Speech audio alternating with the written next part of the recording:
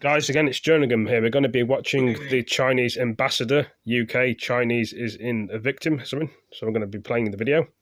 Give me a second. Good evening. Thank you for having me.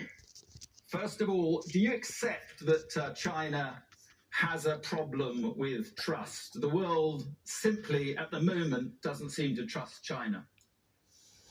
I don't think so. I think we have a good record. You know, China is the first country to report the virus and first to identify pathogen, first to share genetic sequence with the WHO and many other countries at a record short time. When you say the world, I can't, agree with you. I think only a few countries that challenge and give some. Make some accusation with no ground at all. Okay, well, let's look at why some of the world may not trust China. Let's go to the beginning. And according to your own state news agency, Dr. Shang Xixian reported her suspicions of the virus to the authorities on December the 27th. She suspected human-to-human transmission because she treated a couple in Wuhan and then their son. But it was not until the 22nd of January, nearly 4 weeks later, that China, through the WHO, confirmed human-to-human transmission. Why was there such a delay? That's not true. You know, we are, once Dr. Zhang, as you mentioned, Dr. Zhang Jixian reported to the local health authority on 23rd. Then 4 days later, Chinese health authorities, notified a WHO office in Beijing. That was 4 days later. Then on 3rd of January, that was 7 days later, we officially, the health commission, the central government authorities for health notified officially the WHO. And since this is a new virus, it's unknown to not only to the world but also to China. We have to be responsible. We have adopted a cautious approach. Try our very best. So 11 days later, we identify the pathogen and share the genetic sequence without delay at all. So I think it's unfair. Well, but the WHO being late. So, well, the WHO timeline says clearly that it was January the 22nd that they confirmed human-to-human transmission, and this doctor told Xinhua, your news agency, and I quote, "It is unlikely that all 3 members of a family caught the same disease at the same time, unless it is an infectious disease." So on December the 27th, she knew, and the authorities in Wuhan knew, but it wasn't until the 22nd that the WHO confirmed it was human-to-human transmission. As I said, it will take some process. Even so, we have lost no time in informing WHO once we know there's a risk of transmission from human to human.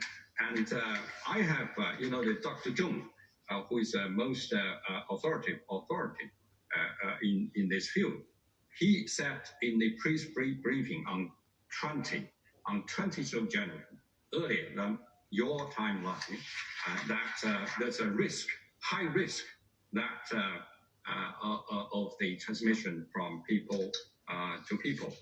By that time, there's about less than 200 cases in China. Right. So, it takes time. I think for any countries, you can't, there's a certain procedure in terms of determining the infectious disease. That is the responsible way to handle this case. Yeah, I understand that. So why was Dr. Li Wenliang, why was he arrested and silenced when he wrote on social media about his fears about the spread of the disease?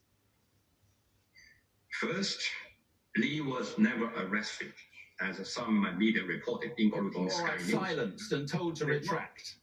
Yeah, he was assigned to police station. He got a reprimand because, as I said, once you have some infectious disease, the authorities, any other countries, including here in UK, you have to be careful. You have to be responsible. You do not want to create a panic. But as I said, 3 days earlier, before Li Wenliang, Dr. Zhang reported to the health authorities. Then the local health authorities report to the central government. Then central government notified WHO. That was 4 days later, and it was 1 day after Li. So there's no cover-up, there's no so-called persecution. And Li himself, because so many things happen, and the government attach importance to this complaint, and sent investigation team down to Wuhan and found out what really going on. And he was made a martyr. He was made a hero. Okay, let's look at another reason why the world may not trust China. Mike Pompeo, the US Secretary of State, says you failed to share information about the virus. Donald Trump says he's promising a report soon, saying there is, quotes, enormous evidence that COVID-19 began in the Wuhan laboratory.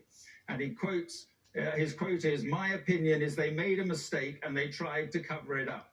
So my question is, was it a mistake, and did you try to cover it up?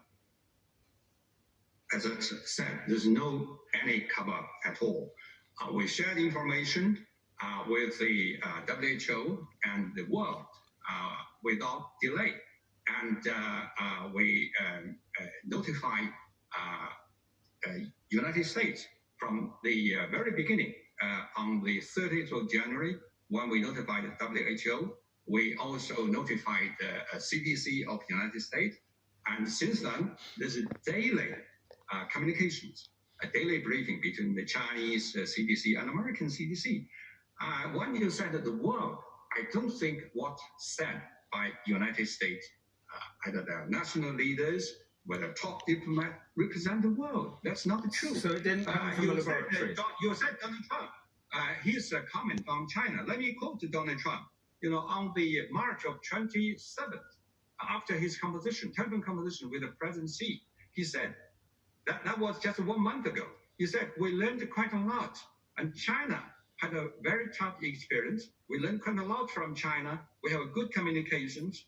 And they sent a lot of data from, we receive a lot of data from China. They have an early experience, and we are getting all that information. No, that was Donald Trump.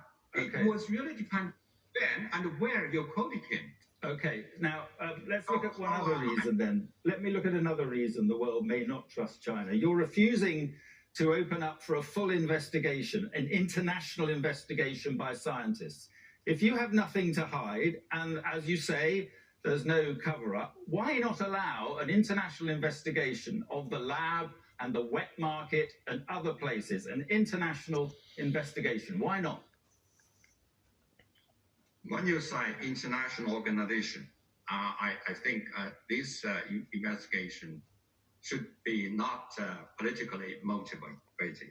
I think, first of all, now the top priority for the international community is to focus on fighting this virus. I happen to agree with your secretary when he said 100% of the focus should be working together to fight against this virus. Secondly, we're open, we are transparent, we have nothing to hide, we have nothing to fear. We welcome international independent review, but it has to be, organized by WHO. It should be international. When you say international, so would you agree to that? Would you agree to the WHO organizing international scientists from across the world to come into China to investigate? Would you agree to that? Yes. Yeah, of course. Yes. At a proper time. You would. At a proper, but not now. We certainly welcome. Well, the purpose is to compare notes, to summarize, to learn experience. How can we do better for future pandemic? Well, that's the purpose. Doesn't it that's have to not happen to now, though? accuse China. Isn't it best it happens? I With think, respect, Ambassador, with respect, 4.5 million people have been infected by this virus. Nearly 300,000 people have died as a result of this virus, which you concede probably came from Wuhan in your country. It is a global tragedy that has been caused here. Doesn't it need a global investigation now, as soon as possible, with world-renowned scientists? I think scientists, experts are working even now. I think the scientists from China, scientists from the United States, from UK are working to find the origin.